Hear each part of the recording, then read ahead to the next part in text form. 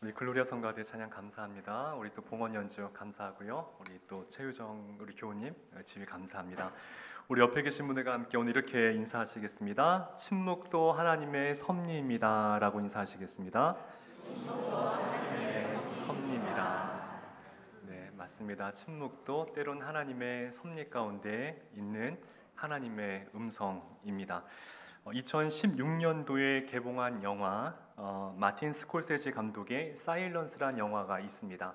많이 보셨을 것 같아요. 사실 이 영화는 일본의 작가 엔도 슈사쿠의 침묵을 영화화한 이야기이지요.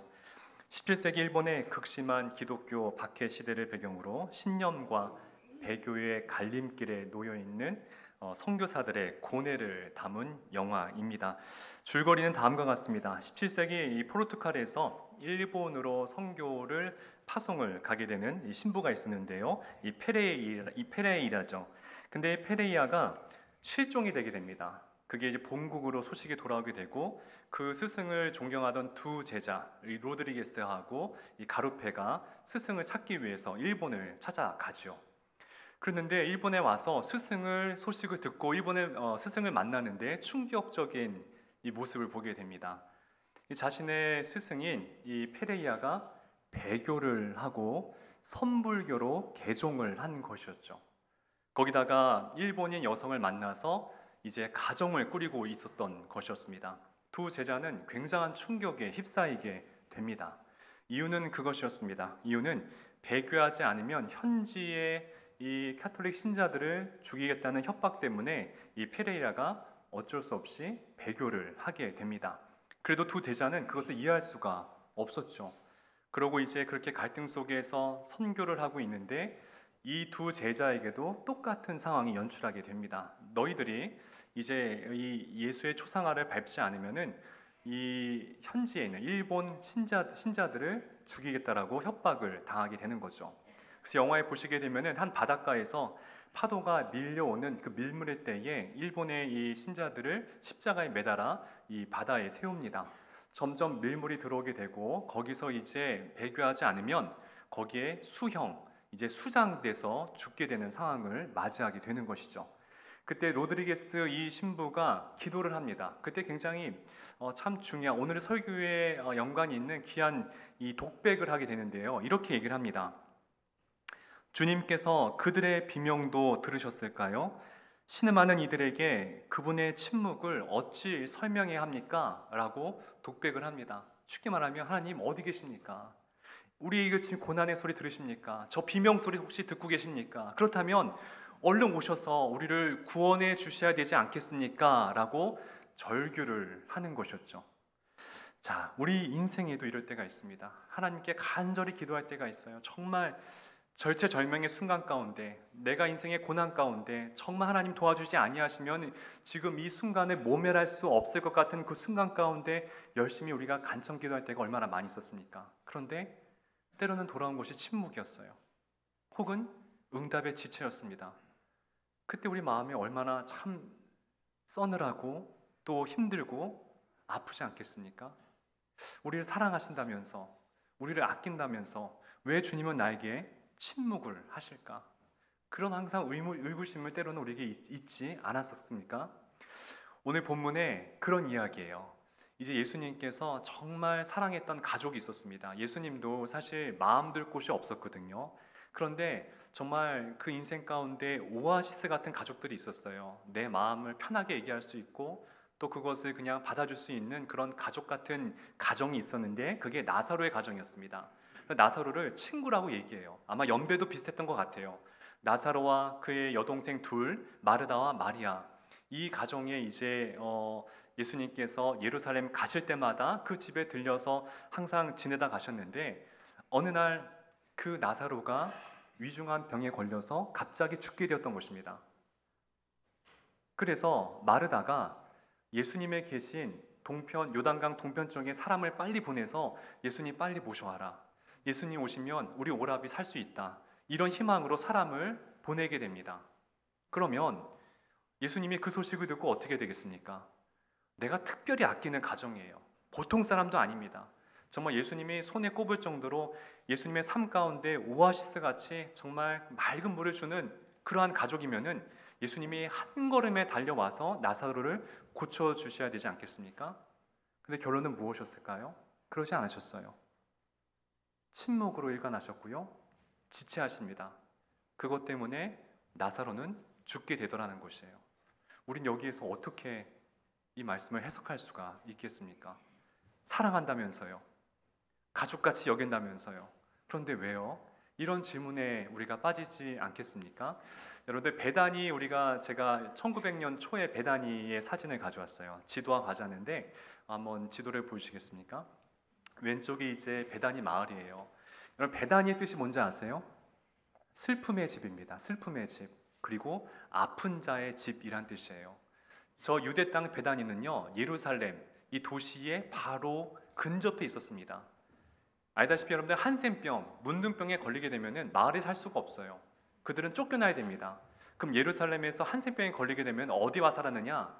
베다니에 와 살았어요. 그러니까 베다니는요, 환우들이 많았고 아픈 자들이 많았고 정말 삶에 무거운 짐진 자들이 많이 산 곳이 베다니였어요. 그래서 슬픔의 집이라는 것이에요. 거기에 나사로가 살았고요. 예수님은 지도에 보시면은 저 오른편에 요단강 동편에 있는 또 베다니란 이름의 도시가 있습니다. 그러니까 베다냐 이름이 한두 개가 아니에요. 우리가 뭐 여러 군데 이름이 동일한 동명이인이 있는데 그런 것처럼 베다니란 동쪽에 있는 베다니 예수님이 그 시간대에 그 근처의 어딘가에 계셨던 것 같습니다. 거리상으로는 한 40km, 걸어서 도보로 하루길을 25km 걷는다고 할 때에 이틀 거리였어요. 자, 그럴 때에 마르다가 사람을 요청해서 예수님 데려라고 했을 때 예수님이 빨리 오셨더라면은 이 나사로는 살 수가 있었습니다. 그런데 예수님께서 오지 않았다는 거예요. 요한복음 11장 6절 말씀, 참 이 해석하기 어려운 말씀인데요. 같이 한번 읽어볼게요. 요한복음 11장 6절 시작. 나사로가 병들었다 함을 들으시고 그러므로 그 계시던 곳에 이틀을 더 유하시고. 자, 우리말 성경에는 이 접속사 그러므로라는 이 접속사가 빠져 있는데요. 이 원문에는 접속사 그러므로라는 접속사가 있어요. 그러면 그걸 넣고 보면은 더 말이 안 됩니다. 나사로가 병들었다 함을 예수님은 들으시고 그러므로 일부러 더 그곳에서 이틀 동안 지체하셨다라는 거예요. 말이 안 되잖아요. 이게 문맥이 완벽하려면은 들으시고 하루빨리 그곳에서 출발해서 이 유대 땅 베다니로 오셨더라. 이렇게 가야 맞는 건데 그 얘기를 듣고 일부러 더 지체했다는 것입니다. 더 늦장을 부르셨다는 것입니다. 정말 우린 그렇게 하나님께 물어볼 수 있어요. 하나님, 왜 저에게 침묵하십니까? 왜 저에게 응답을 지체하십니까? 저를 사랑하신다면서요. 그럼 이 말씀이 주는 교훈이 무엇이 있을까요? 두 가지로 정리하면은 첫 번째, 사랑받는 자들에게도 고난이 찾아올 수 있다는 거예요. 하나님의 특별한 사랑을 받는 자, 하나님의 특별한 사랑을 받는 가정 속에서도 주님의 고난은 때로는 찾아올 수 있다는 것입니다. 요한복음 11장 3절 말씀 제가 읽어드릴게요. 예수님이 얼마나 이들을 사랑하신지에서 나와 있습니다. 이에 그 노이들이 예수께 사람을 보내어 이르되 주여 보시옵소서 사랑하는 자가 병들었나이다 하니. 이때 사랑하는 자, 그러니까는 이 마르다가 예수님께 얘기하는 예수님이 사랑하시는 자. 근데 저 때는 이 필레오 러브라고 해서 정말 형제같이 사랑하는 자, 가족같이 여긴 내 형제라는 거예요. 예수님의 동생이지 않습니까? 예수님의 친형제와 같은 사랑하는 자가 아닙니까? 이렇게 얘기하는 거예요. 그리고 더 나아가서 더 강력한 사랑을 얘기합니다. 우리 5절 말씀 읽어볼까요? 요한복음 11장 5절 시작. 예수께서 본래 마르다와 나사로를 사랑하시더니. 이때의 사랑은 더 강력한 걸 쓰세요. 아가페 러브를 씁니다. 아가페가 무엇입니까? 조건 없이 주는 사랑, 내 모든 것을 내어주는 사랑. 그럴 정도로 사랑하는 나사로가 병들었다고 재차 얘기하는 거예요. 예수님, 나사로 있잖아요. 예수님의 동생 같은 사랑. 예수님 모든 것을 내어줘도 아깝지 않는 그 나사로가 있지 않습니까? 지금 그 나사로가 병들어 있어요. 이렇게 마르다가 연거푸 얘기하는 거예요. 그럼 예수님이 맞아. 나와 똑같은 내가 정말 사랑하는 아들이 동생이지, 내 형제 같은 사람이지, 그러고 빨리 와야 되는데 그렇게 사랑하신다면서 오지 않았다라는 것이에요. 어떻게 그럴 수가 있냐는 것이에요. 우리가 알 수 있는 것은 예수님이 우리를 사랑하신다는 그 사실이 우리의 고난을 꼭 면제시켜주는 것은 아니라는 것이에요. 뭔가 그 속에 하나님의 섭리가 있다라는 것이죠. 예수님을 가장 잘 아는 사람이 누구였냐면은 예수님의 식구들이었겠죠. 나중에 예수님의 제자가 된 야고보가 야고보서에 정말 예수님의 마음에 대해서, 하나님의 마음에 대해서 아주 귀한 말씀을 하는데요. 우리 야고보서 1장 2절과 4절 말씀 한번 읽어볼게요. 자, 왜 우리에게 고난이 있는지에 대한 설명입니다. 시작. 내 형제들아, 너희가 여러 가지 시험을 당하거든 온전히 기쁘게 여기라. 이는 너희 믿음의 시련이 인내를 만들어 내는 줄 너희가 알미라. 인내를 온전히 이루라. 이는 너희로 온전하고 구비하여 조금도 부족함이 없게 하려 함이라. 자, 우리에게 고난과 시련이 오는 이유는 우리를 온전하게 하기 위한, 하나님의 사람으로 더 근접하게 우리를 빚어가시기 위한 하나님의 섭리 속에 있다는 것이에요. 그 온전함 때문에 때로 우리에게 여러 가지 시험을 준다는 것입니다. 그 여러 가지 속에는 관계의 시험도 있고, 물질의 시험도 있고, 건강의 시험도 있고, 자녀와 남편의 시험도 있고, 아내의 시험도 있고, 내 인생에 여러 가지 시험이 다 있다는 거예요. 기뻐하라는 거예요. 그게 왔을 때 그것은 나를 넘어지게 하려고 주시는 하나님의 은혜가 아니라 나를 더 하나님의 사람으로 온전한 길로 인도하시기 위한 하나님의 섭리가 있다는 것이에요. 그럼 온전한 믿음이 무엇일까? 우리 온전한 게 무엇일까? 한번 제가 말씀을 찾다 보니까는 마태복음 8장에 보게 되면은 예수님 그 마태복음 8장에 세 사람이 등장을 하거든요. 세 사람의 인물이 등장하는데 참 성경이 그냥 쓴 것이 아니거든요. 믿음이 점점 온전해지는 과정에 대해서 이 사람들을 통해서 그 과정을 보여주게 됩니다. 첫 번째 사람이 누구냐면은 한 나병 환자, 한센병에 걸린 환자가 등장해서 예수님께 자신의 병을 고쳐달라고 간청을 해요. 자, 마태복음 8장 2절에서 4절 제가 읽을게요. 한 나병 환자가 나와 절하고 이르되 주여 원하시면 저를 깨끗하게 하실 수 있나이다 하거늘 내가 원하노니 깨끗함을 받으라 하시니 즉시 그의 나병이 깨끗하여진지라. 예수께서 이르시되 삼가 아무에게도 이르지 말고. 자, 이 나병 환자는 자신의 육체의 아픔을 가지고 자신의 기도의 제목을 가지고 주 앞에 나왔거든요. 굉장히 귀한 믿음이에요. 자, 그런데 이것은 믿음의 시작이지 이것이 온전한 믿음이 아니라는 거예요. 나를 위해서 기도하는 것, 그건 누구나 할 수 있고 그것은 시작일 뿐이지 그게 궁극의 믿음의 지향점은 아니라는 것입니다. 그래서 예수님 마지막에 뭐라 말씀하시느냐? 너가 그 나은 것을 다른 사람에게는 자랑하지 마라. 그것은 자랑할 만한 믿음이 아니야. 이렇게 말씀하시는 거예요.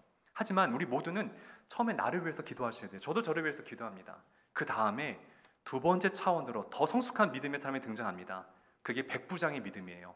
우리 마태복음 8장 5절에서 7절 말씀 또 읽어볼게요. 자, 시작. 백부장이 나와 간구하여 이르되 주여 내 하인이 중풍병으로 집에 누워 몹시 괴로워하나이다. 이르시되 내가 가서 고쳐 주리라. 정말 귀한 믿음이에요. 나를 위해서 기도하는 것이 아니라 내 가정에 있는 하인, 그 당시에 하인은 그냥 소유물 뿐이었는데 그런 하인의 중풍병을 낫게 하기 위해서 예수님께 왔다는 것입니다. 그래서 여러분들, 타인을 위한 기도는 더 성숙한 믿음의 차원이라는 거예요. 그 다음에 차원이라는 것이에요. 그런데 그것도 궁극의 온전함의 믿음은 아니라는 것입니다. 가장 믿음의 최고점은, 최고봉은 무엇이냐? 그 다음에 인물이 등장합니다. 누구냐? 베드로예요.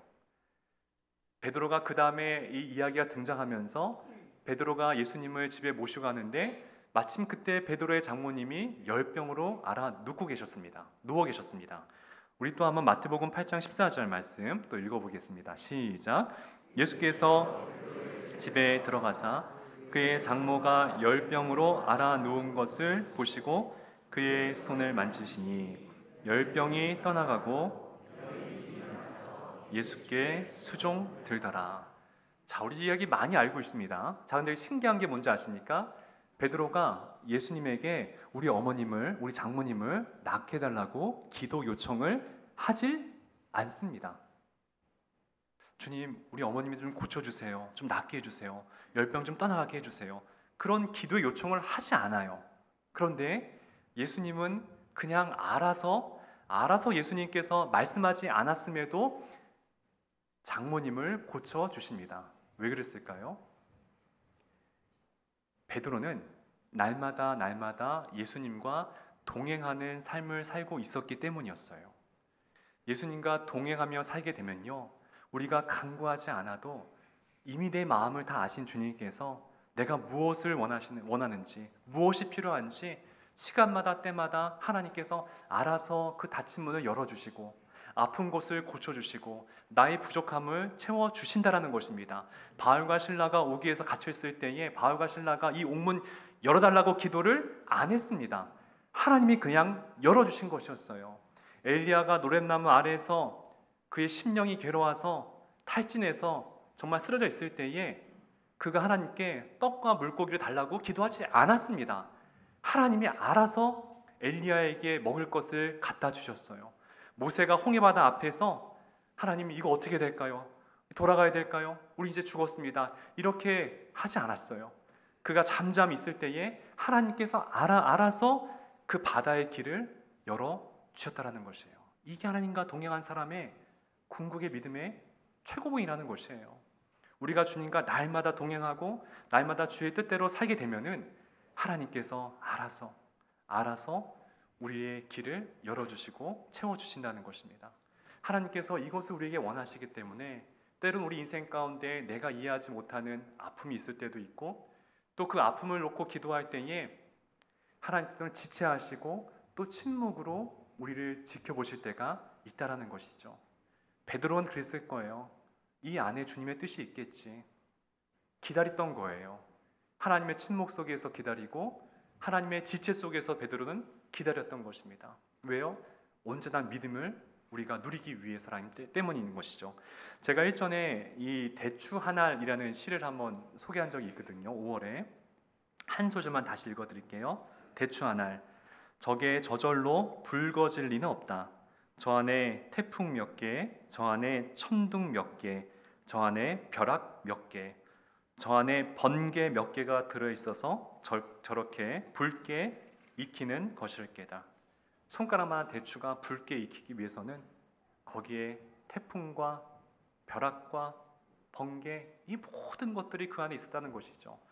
하물며 그런 작은 열매조차도 그렇게 해야 온전한 열매로 향해지는데 만물의 영장인 하나님의 형상으로 지음받은 저희들은 하나님의 형상으로 빚어지기까지 얼마나 많은 벼락과 태풍과 번개를 우리 인생 가운데 맞아야 되겠습니까?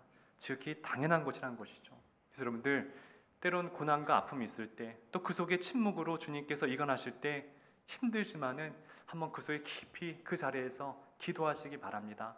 하나님의 뭔가 깊은 섭리가 또 우리에게 주어짐이 있을 것이기 때문입니다. 자, 두 번째 결론이자 마지막인데요. 고난 건너편에 주님은 위대한 일을 준비하고 계신다라는 것입니다. 자, 오늘 이 요한복음에는 그 유명한 7가지 기적의 이야기가 담겨져 있어요. 7가지 기적. 저는 기도할 때에 우리 신암교회에 예배 드릴 때 이런 7가지 기적이 나타나기를 항상 간구를 해요. 첫 번째는 가나의 혼인잔치죠. 물을 포도주로 바꾸는 예수님의 기적. 두 번째는 왕의 신하의 아들을 고쳐주는 기적이 있었고요. 또 세 번째는 베데스다 연못가에서 38년 된 환우를 고쳐주는 기적을 베풀어 주십니다. 네 번째는 우리가 잘 아는 오병이어의 기적을 베풀어 주시고요. 다섯 번째는 풍랑 위에서 오도 가도 못하는 이 예수님의 제자들에게 예수님께서 걸어서 바다 위를 걸어오십니다. 그게 다섯 번째 기적이고요. 여섯 번째는 날 때부터 앞을 보지 못하는 환우가 있었어요. 예수님이 그 눈을 밝히 보게 해주십니다. 그리고 일곱 번째 기적이 오늘 등장을 하는데요. 여러분들 성경에서 일곱이란 숫자는 완전수예요. 요한복음의 이 일곱 번째 나사로가 다시 살아나는 기적은 모든 기적 가운데 가장 절정이 되는 최고봉의 기적이라는 것이에요. 이 기적을 위해서 그 앞에 6가지 기적을 예비를 하셨다라는 것입니다. 그러면 이 마지막 7번째 기적이 무엇이었어요? 부활이에요, 부활. 예수님은 이 부활의 기적을 우리에게 알려주기 위해서 가장 완전한 기적, 하나님께서, 예수님께서 이 땅에 오신 우리에게 구원의 역사를 펼치시기 위한 그 기적을 알려주기 위한 그 사건으로 나사로를 하나님께서 사용하셨다라는 것입니다. 이게 얼마나 큰 기적인지 몰라요. 만약에 나사로가 죽지 않고 그냥 아팠을 때 오셔서 낫겠다고 한다면은 그냥 치유 사건과 똑같게 될 뻔했어요. 근데 그게 아니라는 것이에요. 일부러 늦장하신 데에는 하나님의 더 크고 은밀하고 비밀한 하나님의 역사를 알려주기 위한 하나님의 섭리였다는 것을 우리에게 알려주기 위함이었다는 것이죠. 예레미야 33장 3절 말씀 같이 한번 읽어볼게요. 시작. 너는 내게 부르짖으라. 내가 내게 응답하겠고 네가 알지 못하는 크고 은밀한 일을 내게 보이리라. 자, 하나님께서 기도할 때 주님께서 반드시 응답하는데, 근데 그 응답의 방법은 너가 알지 못하는 방법으로 크고 은밀하고 비밀한 일로 너에게 다가가겠다는 거예요. 그러므로 우리가 때로는 하나님께서 나의 방식대로 인도해 주시고 나의 때에 역사해 주면 얼마나 좋을까. 근데 하나님께서 사랑하시는 자에게는 하나님께서 더 크신 방법으로 하나님의 때에 다른 방법으로 우리에게 다가오실 수가 있다라는 것입니다. 그러므로 주님의 침묵과 지체도 하나님의 큰 역사 안에 포함된 하나님의 섭리라는 것이에요. 그 침묵조차도, 그 지체함조차도 하나님의 큰 연륜 안에 들어있는 하나님의 재료라는 것이죠. 옛날에 요셉이 이제 17살 때 노예로 팔려가죠. 그리고 28살 때 감옥에 들어가서 2년 동안 감옥에 갇히게 됩니다. 13년 동안 고생하잖아요. 그럼 저는 질문했어요. 요셉이 그러면은 13년 동안 그렇게 불행한 고난 속에 있을 때, 억울한 속에 있을 때 하나님께 기도를 했을까 안 했을까? 했을까요 안 했을까요? 했겠죠. 매일매일 기도했겠죠. 13년 동안 아침 저녁으로 새벽마다 하나님, 우리 형들 때문에 내가 이렇게 고생받고 있지 않습니까? 제가 너무 부당합니다. 너무 억울합니다. 주님, 자의 억울함을 풀어주세요. 그랬는데 11년 뒤에 감옥 갈 때는 강간범으로 몰려서 감옥에 들어갑니다. 더 악화됐어요. 더 기도했을 거예요. 하나님, 이럴 수가 있습니까? 제가 날마다 기도했는데 어떻게 이럴 수가 있습니까? 이렇게 기도했을 거예요. 근데 돌아온 게 무엇이었어요? 하나님의 침묵이었습니다. 하나님의 지체하심이었어요. 13년 동안 그 어떤 음성도 요셉에게 아무런 소리도 들리지 않게 하십니다. 그럴 수 있죠. 우리 얼마나 억울할까요? 근데 창세기 41장 46절에 아주 귀한 말씀이 나와요. 우리 같이 창세기 41장 46절 읽겠습니다. 시작. 요셉이 애굽 왕 바로 앞에 설 때에 30세라. 그가 바로 앞을 떠나 애굽 온 땅을 순찰하니, 이제 그의 인생이 바로의 꿈을 해몽시켜주고 총리가 되는 그 나이가 등장합니다. 왜 굳이 성경은 이 30세란 나이를 알려줬을까요? 왜 그랬을까요? 제가 말씀드렸어요. 당시의 고대 애굽에서는 고위 관직에 올라갈 수 있는 가장 최소의 나이가 몇 살이라고요? 30살이었어요. 자, 그러면 만약 요셉이 20살 때 기도해가지고 하나님께서 불쌍해서 그래, 너 노예에서 내가 풀어줄게 그랬다고 가정해 봅시다. 그럼 요셉이 집에 돌아왔겠죠. 그럼 아버지는 이제 모든 사건의 전말을 알게 되겠죠. 형들이 거짓말해서, 형들이 팔아버려서 거짓말로 요셉이 이 짐승에게 잡혀 먹었다는 소식을 들었다는 것이 다 모든 게 거짓이었다는 것을 알게 되겠죠. 그러면 야곱은 형들을 쫓아냈겠죠. 그럼 형들은 또 거기에 분노해서 또 언젠가 어느 순간 요셉을 정말로 죽일 수도 있었겠죠. 가정이 한순간에 풍비박산이 될 수 있었겠죠. 그래서 하나님도 힘드셨겠죠. 30살까지 저 아들이 고통스럽게 기도하는 것을 그 침묵해야 되는 그 하나님의 마음은 어땠겠습니까? 지체하시는 하나님 아버지의 마음은 얼마나 힘들었겠어요. 하나님도 쉽지 않으세요. 하나님도 저 여러분들을 늘 바라보는 그 마음이 굉장히 어려우세요. 우리만 힘든 게 아니라는 것이죠. 하나님의 때가 있다는 것이에요. 좀만 더 참아라. 이 침묵에도 다 내 뜻이 있어. 내가 지체하는 곳에도 내 뜻이 있어. 아들아, 딸아, 조금만 더 버텨. 이렇게 우리에게 말씀하신다는 거예요. 여러분들, 이 마르다 마리아가 오해를 했어요. 뭘 오해했냐면은, 어떻게 예수님 나한테 이럴 수가 있는가? 왜 지체하시는가? 왜 아무 말씀도 안 하시고, 왜 오지도 않고, 왜 무관심하는가? 이렇게 오해했거든요. 근데 여러분들, 그 오해가 언제 풀리는지 아십니까? 이제 이 말씀이 좀 진행돼서 예수님께서 나사로의 무덤 앞에서 독백처럼 하시는 말씀이 있어요. 이걸 요한이 듣습니다. 요한이 들어서 이걸 기록했는데, 이 말씀이 굉장히 중요한 말씀이에요. 우리 요한복음 11장 41절 말씀 우리 또 읽어보겠습니다. 자, 시작. 예수께서 눈을 들어 내 말을 들으신 것을 감사하나이다. 예수님 무덤 앞에서 이 말씀하시는 거예요. 내 말을 들으신 거를 감사합니다. 내 말을 들으실 것이 아닙니다. 들으신 것이라고 말씀드렸어요. 그 말은 무엇이냐? 이미 예수님이 어느 시점에서 나사로를 위해서 기도하셨다라는 것입니다. 근데 제가 그 베다니의 집에서 이 시간까지 쭉 말씀을 찾아봐도 예수님께서 나사로를 위해서 기도했다라는 대목이 없어요. 그러면 예수님께서 기도하는 시점은 언제이냐? 예수님이 유대 땅에 건너오시기 직전 이 요단강 동편에 있던 그곳에 계실 때에 마르다가 사람을 시켜서 우리 오라비 나사로가 아프다고 그 소식을 전했을 때에 예수님 이미 그때 기도하셨던 거예요. 이미 그때 기도하셨던 거예요. 하나님, 내 형제 같은 나사로가 지금 죽을 병에 걸렸습니다. 주님, 이것이 변하여서 하나님 영광이 되게 다 기도를 하신 거예요. 예수님 무관심하셨다고요? 마르다 마리아에게? 그렇지 않아요. 다 기도하고 계셨어요. 중보하고 계셨어요. 하나님이 침묵으로 저와 여러분들에게 일관하신다고요? 그렇지 않아요. 이미 성령께서 우리를 위해서 내가 힘들어할 때 옆에서 간절한 마음으로, 탄식하는 마음으로 우리를 위해서 계속 함께해 주고 계세요. 기도하고 계신다는 거예요. 여러분들 꼭 우리가 그 사실을 명심하고 이겨냈으면 좋겠습니다. 제가 이 얘기 안 하고 말씀 마칠게요. 어느 미션 스쿨, 우리 기독교 학교죠. 초등학교에서 있었던 일인데요. 국어 시간에 선생님이 아이들에게 이제 문제를 냈어요. 어떤 암소가 외양간에서 도망을 갔다는 거예요.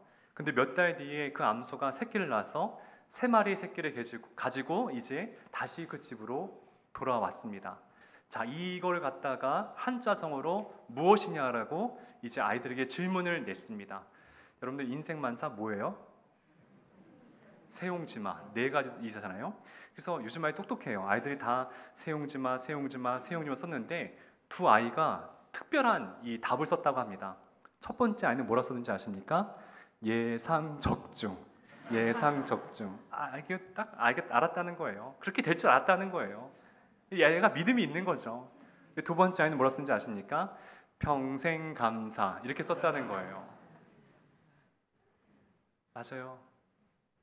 우리 인생에 고난이 있다고 하잖아요. 이게 복이 돼서 나에게 다시 돌아올 거라고 예상하셔야 돼요. 그 예상이 반드시 적중합니다. 그렇기 때문에 평생 어떤 순간에도 평생 감사하세요. 감사하면 막힌 길도 뚫리게 됩니다. 그래서 하나님께서 우리에게 그런 삶을 원하십니다. 그럴 때 우리 믿음이 가장 최고봉의 믿음, 가장 온전한 믿음으로 우리가 다다르게 될 줄 믿으시기를 바랍니다. 그런 축복의 삶이 되시기를 예수님의 이름으로 축원드립니다.